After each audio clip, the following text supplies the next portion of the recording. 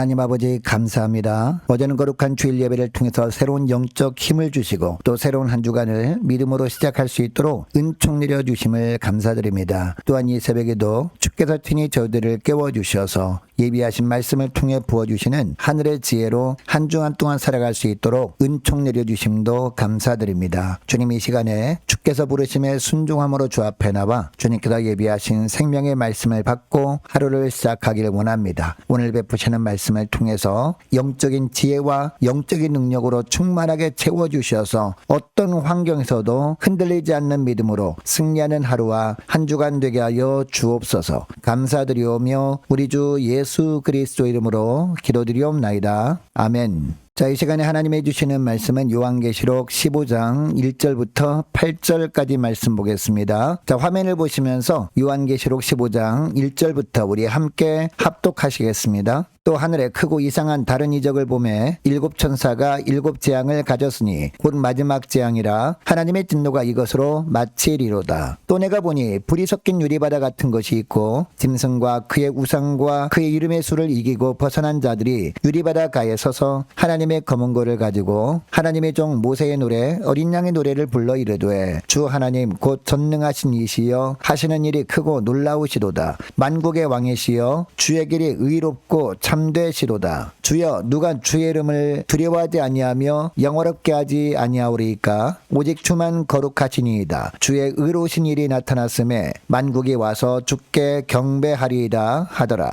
또 이 일 후에 내가 보니 하늘의 증거장막의 성전이 열리며 일곱 재앙을 가진 일곱 천사가 성전으로부터 나와 맑고 빛난 세마포 옷을 입고 가슴에 금띠를 띠고 내 생물 중에 하나가 영원토록 살아계신 하나님의 진노를 가득히 담은 금대접 일곱을 그 일곱 천사들에게 주니 하나님의 영광과 능력으로 말미암아 성전에 연기가 가득 차매 일곱 천사의 일곱 재앙이 마치기까지는 성전에 능히 들어갈 자가 없더라. 아멘. 여러분 로마서 12장 19절 말씀에 보면 너희가 친히 원수를 갚지 말고 하나님의 진노하심에 맡기라 라는 말씀이 나옵니다. 이어지는 말씀도 보면 원수 갚는 것이 내게 있으니 내가 갚으리라고 주께서 말씀하시니라 라고 합니다. 자, 이 땅에 사는 동안에 우리가 믿음으로 살지 못하도록 핍박하고 유혹하는 사단 마귀의 도구로 쓰임받는 사람들이 있습니다. 이런 사람들 때문에 너무 우리가 힘들 때가 있지만 원수 갚는 것은 하나님께서 하신 일이니까 원수 갚는 것은 하나님께 맡기고 더욱 믿음으로 살라는 겁니다. 자, 요한계시록에는 크게 세 가지 재앙이 나타나는데 인해재앙, 나팔재앙, 대접재앙입니다. 자, 그런데 이 세 가지 재앙의 모습을 보면 뒤로 갈수록 재앙의 강도가 더 강해지고 그 재앙의 범위가 더 광범위해집니다.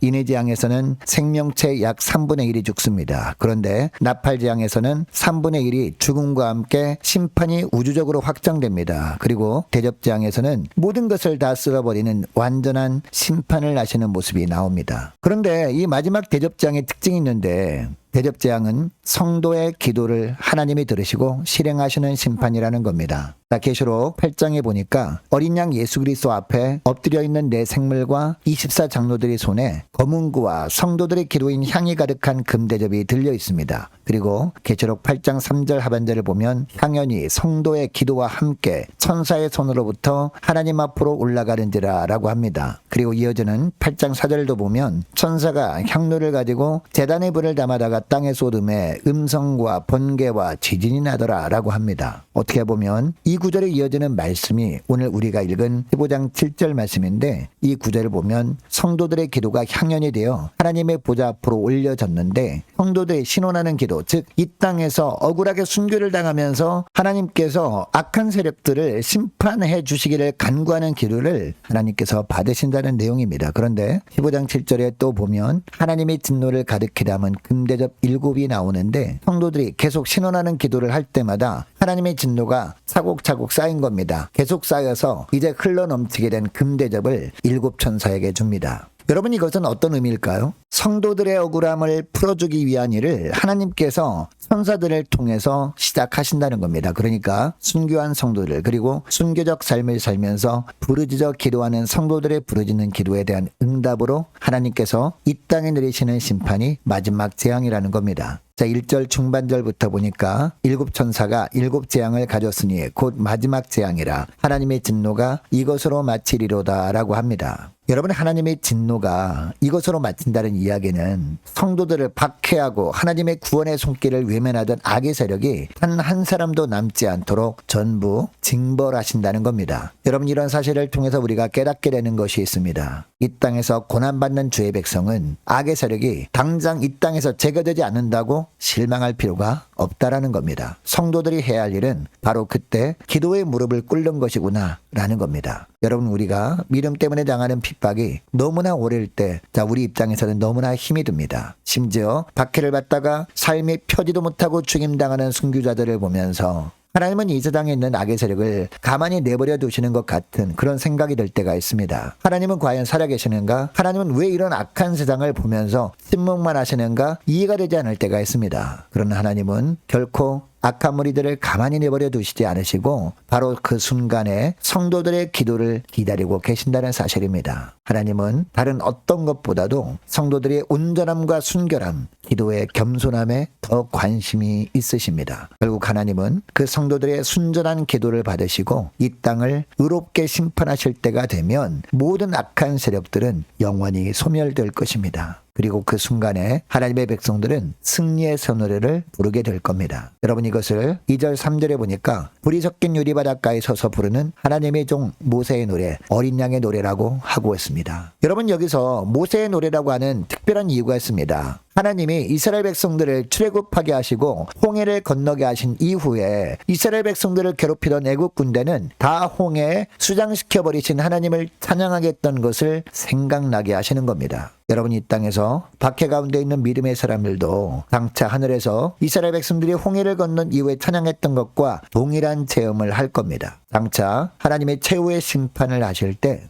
하나님은 믿음의 사람들은 하늘로 불러 올리시고 나머지 이 땅에 남아있는 모든 악인들은 멸하실 것입니다. 이때 믿음의 사람들은 하늘에서 이 땅에 일어나는 재앙과 그 재앙으로 인해 죽임당하는 악인들을 볼 것입니다. 그러니까 성도들이 지금은 믿음으로 겪는 고난이 너무 힘든 것처럼 보이지만 성도들은 결국 구원을 받아 그것을 바라볼 수 있는 위치에 서 있게 된다는 것이 바로 오늘 본문의 말씀입니다. 자, 그래서 4절에 보면 뭐라고 합니까? 주여, 누가 주의 이름을 두려워하지 아니하며 영화롭게 하지 아니하오리이까? 오직 주만 거룩하시니이다. 주의 의로우신 일이 나타났음에 만국이 와서 주께 경배하리이다 하더라 라고 찬양을 한 겁니다. 큰 팔과 구원의 능력으로 백성을 건지신 하나님을 찬양한 겁니다. 그 당시에는 지금보다 훨씬 더 열악한 상황이었습니다. 그럼에도 하나님만이 하실 수 있는 방법으로 승리케 하신 하나님이시라면 지금 고난당하는 주님의 백성들은 더 사랑하십니다. 결국 승리케 하신 하나님이 최후의 승리의 찬양을 하게 하실 것을 확신하고 믿음으로 승리하는 저와 여러분 되시기를 바랍니다. 계속해서 5절 이하를 보니까 성전으로부터 나온 7천사가 하나님의 진노가 담긴 금대접을 받아듭니다. 이들은 7재앙이 마치기 전까지는 다시 성전에 들어가지 않는다라고 합니다. 다시 말해서 하나님의 심판이 끝나기까지 결코 그들은 그 일을 중도에 끝내지 않는다라는 겁니다.